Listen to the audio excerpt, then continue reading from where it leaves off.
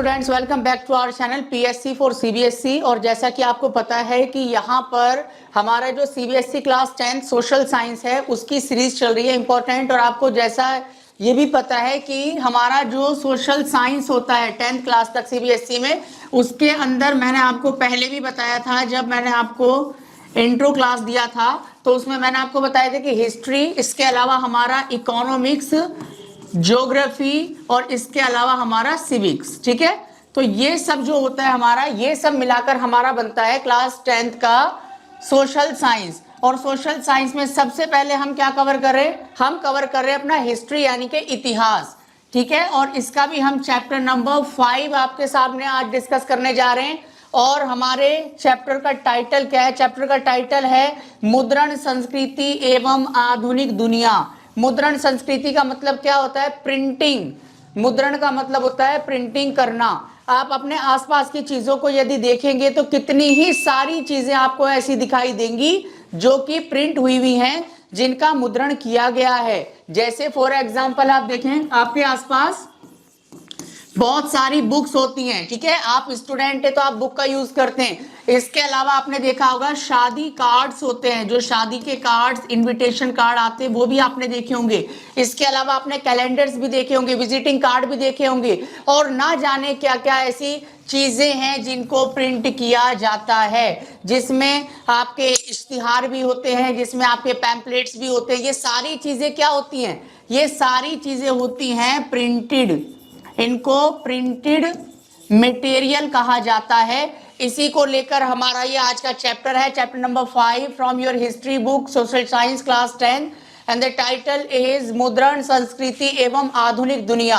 अगर आप चैनल पर नए हैं तो बिना किसी देरी के चैनल को आप सब्सक्राइब कर लीजिए, अपने दोस्तों के साथ में भी वीडियो को शेयर करें और वीडियो को लाइक भी करें। तो आइए अब हम आगे बढ़ते हैं। इसका जो पीडीएफ है वो आपको हमारे टेलीग्राम चैनल पर मिलेगा, डिस्क्रिप्शन में उसका लिंक है, वहां से आप जाके फ्री ऑफ कॉस्ट ले सकते हैं। तो इसकी टेंशन ना लें आप, पहले ध्यान से आप इस वीडियो को देखें। तो आइए अब हम अपने चैप्टर की शुरुआत कर लेते हैं। देखिए, सबसे पहले लिखा हुआ है हमारा शुरुआती छपी किताबें। तो सबसे पहले किताबें कहां से छपी, क्या थी, जो बेसिक इंफॉर्मेशन है चैप्टर की, तो इन शुरुआती छपी हुई प्रिंटेड किताबों के बारे में सबसे पहले इन बिंदुओं के द्वारा आपको बताया जा रहा है। तो देखिए, सबसे पहले आपको बताया गया कि मुद्रण संस्कृति की जो शुरुआत होती है, यानी कि जो प्रिंटिंग कल्चर है, यानी कि जो छापे खाने की बात है, जो किताबों को या अन्य चीजों को छापने की बात है, जो मुद्रण संस्कृति है, इसकी शुरुआत सबसे पहले कहां हुई? इसकी शुरुआत देखिए, 3 देशों का नाम यहां पर आ रहा है। एक चीन का नाम है, एक जापान का नाम है और एक कोरिया का नाम है।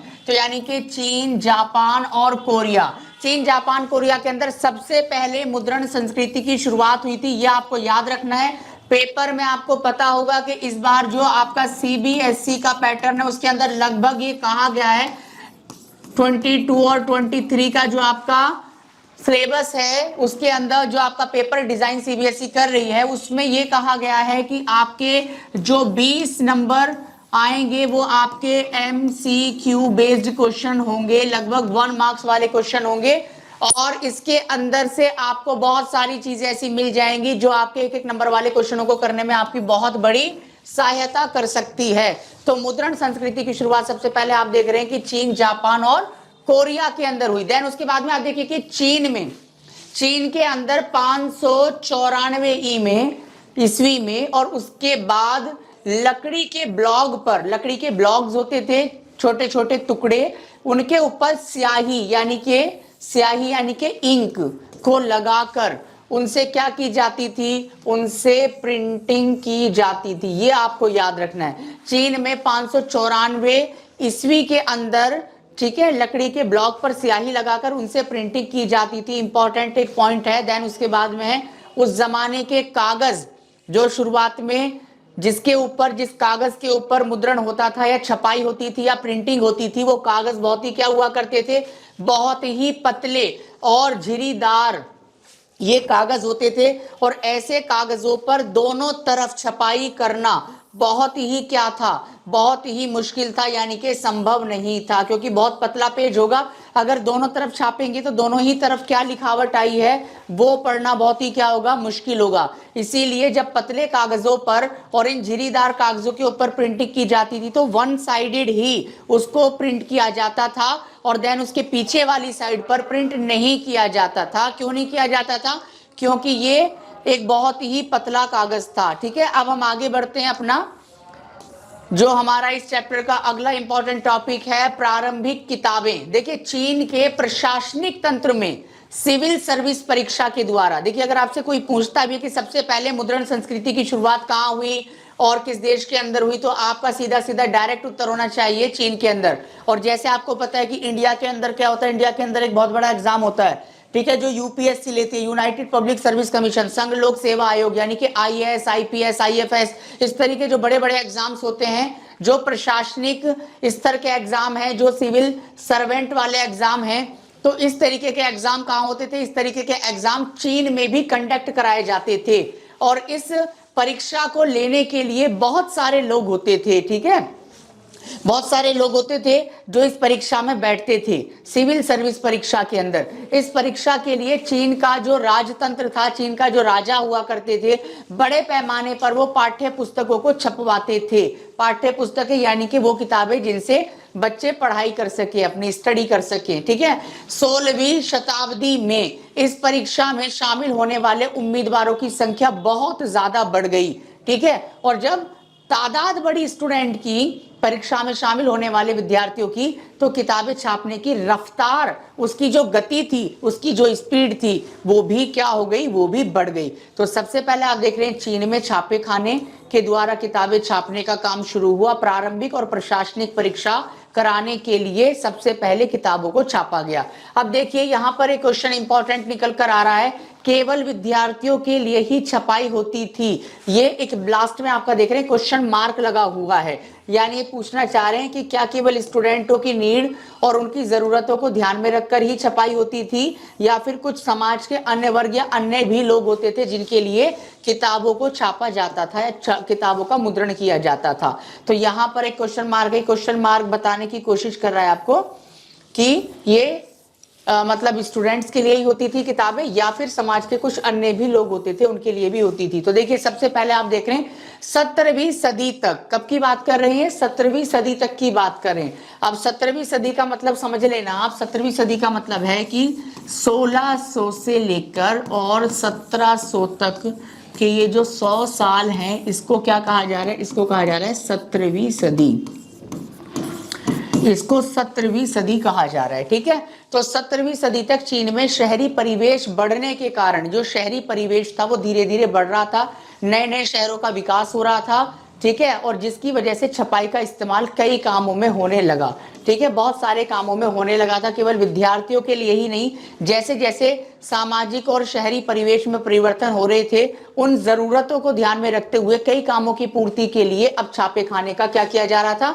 छापे खाने का इस्तेमाल या प्रयोग किया जा रहा था। इसके अलावा अब व्यापारी भी रोजमर्रा के जीवन में छपाई का इस्तेमाल करने लगे थे। कौन लोग? व्यापारी, क्योंकि व्यापारियों को भाई ये भी तो देखना पड़ेगा कहाँ से सामान आया, कहाँ गया, किससे पैसा लेना है, किससे देना है। ठीक है, इस तरीके की जो चीजें थी ये भी आप देखोगे, इसने भी भैया क्या करा? छपाई का इस्तेमाल करने लगे व्यापारी भी, ताकि व्यापार से जुड़े हुए जो उनके आंकड़े हैं, जो जैसा भी मैं बता रहा हूँ कहाँ से कितना माल आया गया, पैसे का हिसाब किताब, लेखा जोखा, ये रखने के लिए भी व्यापारी वर्ग के द्वारा अब इसका छपाई का इस्तेमाल किया जा रहा था। इसके अलावा आप देखो बहुत सारी किताबें थी, कविताएं, किसी की जीवनी है यानी कि किसी के जीवन से जुड़ी हुई कोई कहानी है, कोई आत्मकथा है, किसी व्यक्ति की अपनी ही कथा है, आत्मकथा, या फिर नाटक।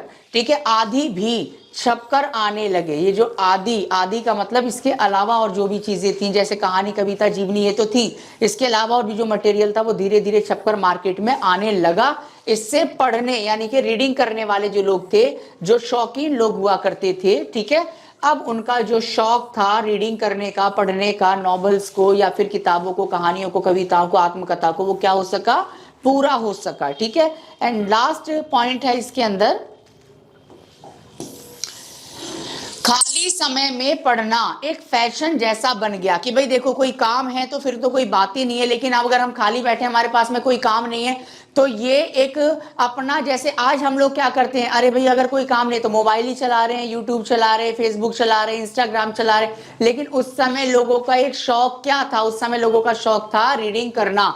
रीडिंग करना एक फैशन के जैसा था और रईस महिलाएं जो अमीर परिवार से संबंध और ताल्लुक रखने वाली महिलाएं थी वो भी पढ़ने की क्या हो गई, शौकीन हो गई। उनमें से कई ने तो अपनी कविताएं और अपनी कहानियां भी छपवाई। ठीक है, वो इतना इंप्रेसिव था उन लोगों के लिए छापे खाने का आना या किताबों का उपलब्ध होना कि लोगों ने इसमें बहुत ज्यादा अपनी रुचि दिखानी क्या कर दी थी, शुरू कर दी थी। अगला हमारा टॉपिक आ रहा है जापान से रिलेटेड, जापान में छपाई को लेकर इसमें हम चर्चा करेंगे। जापान में छपाई, देखिए प्रिंट टेक्नोलॉजी को बौद्ध धर्म के प्रचारकों ने, जो बौद्ध धर्म का प्रचार करने वाले थे उनको कहा गया बौद्ध धर्म के प्रचारक। ठीक है, उन्होंने क्या किया, 768 से लेकर और 770, 68 और 70 ईस्वी के आसपास जापान वो इसको लेकर आए। किसको लेकर आए भैया, वो लेकर आए, वो प्रिंटिंग कल्चर को लेकर आए, प्रिंटिंग कल्चर। ठीक है, प्रिंटिंग कल्चर को कहां पर लेकर आए भैया, जापान में लेकर आए। कौन लोग थे ये, जो लोग बौद्ध धर्म का क्या कर रहे थे, बौद्ध धर्म का प्रचार कर रहे थे। तो बौद्ध धर्म का प्रचार करने वाले जो लोग थे ना, ये लोग 768 और 770 ईस्वी के दौरान जापान के अंदर इस प्रिंटिंग कल्चर यानी मुद्रण संस्कृति को ये लोग लेकर आए। बौद्ध धर्म की किताबें, डायमंड सूत्र, देखिए बौद्ध धर्म की किताबें कितना इंपॉर्टेंट, यहां पर एक नाम दिया गया है डायमंड सूत्र। अगर आपसे पूछता है कि जापान में छापे खाने के द्वारा छपने वाली सबसे पहली पुस्तक कौन सी थी, तो आप उसका नाम बताएंगे डायमंड सूत्र। ठीक है, डायमंड सूत्र उसका नाम था। और अगर आपसे पूछे डायमंड सूत्र रिलेटेड टू विच रिलीजन, तो आप कहेंगे बौद्ध धर्म। ठीक है, बौद्ध धर्म से इनका संबंध था, जो 868 ईस्वी में छपी थी। कब छपी थी, 868 ईस्वी में छपी थी, जो कि जापानी भाषा की सबसे पुरानी किताब मानी जाती है, the oldest book in the Japan. ठीक है, और नाम क्या था, डायमंड सूत्र। आगे देखिए, उस समय पुस्तकालय, पुस्तकालय का मतलब क्या है, लाइब्रेरीज, और किताबों की दुकानों में हाथ से छपी हुई किताबें और अन्य सामग्री भरी होती थी। क्योंकि देखिए क्या नहीं था, छापे खाने तो थे नहीं, तो लोग क्या करते थे, पहले के टाइम में हाथों से छपी पुस्तकें होती थी। कौन सी पुस्तकें होती थी, हाथों से छपी पुस्तकें, और इन पुस्तकों को कहा जाता था पांडुलिपि। इनको पांडुलिपि कहा जाता था, ये भी एक इंपॉर्टेंट बात है। हाथों से छपी हुई पुस्तकों को क्या कहते थे, उनको पांडुलिपि कहा जाता था। ठीक है, तो पांडुलिपियां होती थी। ठीक है, और फिर तो प्रिंटिंग आ गया तो बहुत सारी किताबें वैसे छपने लगी प्रिंटिंग के माध्यम से। किताबें कई विषयों पर उपलब्ध थी। कौन कौन से ऐसे टॉपिक होते थे, कौन कौन से ऐसे सब्जेक्ट होते थे जिनके ऊपर किताबों को छापा जाता था और जिनकी डिमांड भी थी। तो एक तो महिलाओं के जो इश्यूज थे उनसे रिलेटेड जो किताबें थी, इसके अलावा संगीत के साजों, जो संगीत के साज होते हैं जैसे सा रे गा मा पा धा, इस तरीके के जो नियम और कुछ जो रूल्स होते हैं संगीत को सीखने के। इसके अलावा हिसाब किताब से संबंधित किताबें थी। फूल साजी, फूल साजी का मतलब फूलों से कैसे डेकोरेशन हम कर सकते हैं, इस तरीके की किताबें। शिष्टाचार, शिष्टाचार का मतलब कि हमें मॉरलिटी सीखनी है, यानी कि हमें कैसे लोगों के साथ में पेश आना है।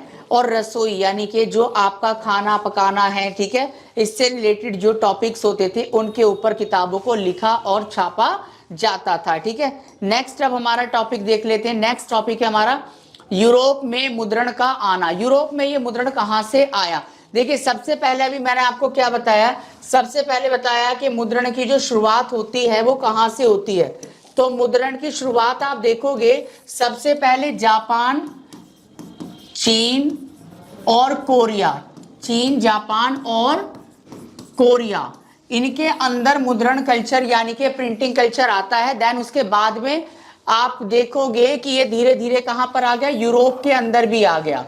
और मुद्रण जिस तरीके से यूरोप में आया उसने किस किस तरीके के चेंजेस किए, किस किस तरीके का प्रभाव डाला, वो आप देखोगे। तो देखिए सिल्क मार्क बहुत इंपॉर्टेंट है, मैंने आपको प्रीवियस जो लेक्चर है हमारे उसके अंदर भी इसके बारे में मैंने चर्चा की है। जो हमारा क्या था, जो हमारा प्रीवियस लेक्चर था जिसमें हमने पढ़ा था भूमंडलीकृत विश्व का बनना, तो भूमंडलीकृत विश्व का बनना उसके अंदर मैंने आपको बताया था सिल्क मार्ग के बारे में। आपको अगर हमारे जो प्रीवियस लेक्चर है वो देखने, तो आप हमारा जो चैनल है PSC for CBSC, ठीक है, इसको आप क्या कर लें, सब्सक्राइब कर लें। और यहां पर आप देखेंगे कि आप प्लेलिस्ट जो है ना हमारा, ये जो हमारा प्लेलिस्ट है, ठीक है, इस प्लेलिस्ट पर जाकर आप सोशल साइंस का जो कोर्स है वो जब आप वहां देखेंगे, बहुत सारी वीडियोस आपको मिलेंगी, तो प्रीवियस लेक्चर आपको वहां से इजीली मिल जाएंगे, तो आपकी समझ में और अच्छी तरीके से चीजें आएंगी। आइए अपने टॉपिक पर आते हैं हम। सिल्क मार्ग। सिल्क मार्ग के द्वारा 11वीं शताब्दी में चीनी कागज यूरोप में पहुंच गया। चीन का जो कागज जिसके ऊपर मुद्रण होता था वो कहां पहुंच गया, यूरोप में।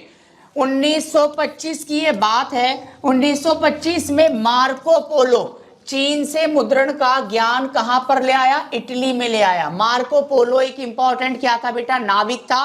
और 1925 में मार्को पोलो चीन से इस ज्ञान को लेकर कहां पहुंचा, यूरोप, इटली में पहुंचा। किताबों की बढ़ती मांग को देखकर, क्योंकि यूरोप में भी बहुत ज्यादा क्या बढ़ रही थी, किताबों की डिमांड, किताबों की मांग बढ़ रही थी, तो किताबों की बढ़ती मांग को देखकर अब पुस्तक विक्रेता, विक्रेता कौन होते बेटा, विक्रेता होते हैं बेटा सेलर, किताबों को बेचने वाले, पुस्तक विक्रेता। सुलेखक यानी जिनकी हैंडराइटिंग अच्छी होती है उनको बोलते हैं सुलेखक, या कातिब को रोजगार देने लगे, ठीक है, उनसे हाथों से क्या लिखवाने लगे, किताबें, ताकि ज्यादा से ज्यादा बढ़ती हुई किताबों की मांग को पूरा किया जा सके। हस्तलिखित यानी हाथों से लिखी गई किताबें, मैंने अभी आपको बताया भी था, क्या कहते हैं उनको, पांडुलिपियां। पांडुलिपियों के माध्यम से पुस्तकों की भारी मांग को पूरा कर पाना क्या था, असंभव था। भाई देखिए मांग बढ़ी है बहुत ज्यादा, और हाथों से आप कितनी बुक लिख सकते हैं, ठीक है, तो ये एक बहुत ही इम्पॉसिबल एक काम हो गया था कि बढ़ती हुई लगातार किताबों की डिमांड को हाथों से लिखी हुई पांडुलिपियों के माध्यम से पूरा नहीं किया जा सकता था। मुद्रण के यूरोप में आ जाने से, जैसे ये मुद्रण चीन से, जापान और कोरिया से देन कहां पहुंच गया, यूरोप में पहुंचा, तो इसके आ जाने से बड़े पैमाने पर पुस्तकों को छापने का जो काम था वो काम क्या हुआ, शुरू, जिससे किताबों की बढ़ती हुई मांग की क्या कर दी गई भैया, पूर्ति, यानी कि जो डिमांड थी उसी के हिसाब से फिर सप्लाई की गई। लेकिन सप्लाई क्यों की जा सकी, क्योंकि क्या आ गया मुद्रण, यानी कि प्रिंटिंग का ज्ञान लोगों के पास आ गया। तो इस लेक्चर के अंदर हमने जो अपना इंपॉर्टेंट टॉपिक था, जो हमारा हिस्ट्री चैप्टर नंबर 5 है, जो मुद्रण संस्कृति है, इससे रिलेटेड बहुत सारी जानकारी आपके साथ में शेयर की हैं। चैनल पर यदि नए तो चैनल को सब्सक्राइब कर लें, और वीडियो को अपने दोस्तों के साथ में, अपने जो आपके और मित्र हैं उनके साथ में आप वीडियो को शेयर करें, वीडियो को लाइक भी करें। अगर कोई समस्या है तो आप कमेंट बॉक्स का भी यूज कर सकते हैं। मिलते हैं इसी लेक्चर के अगले इंपॉर्टेंट टॉपिक के साथ में, तब तक हमारे चैनल के साथ में बने रहिए। PSC for CBSC। Thank you.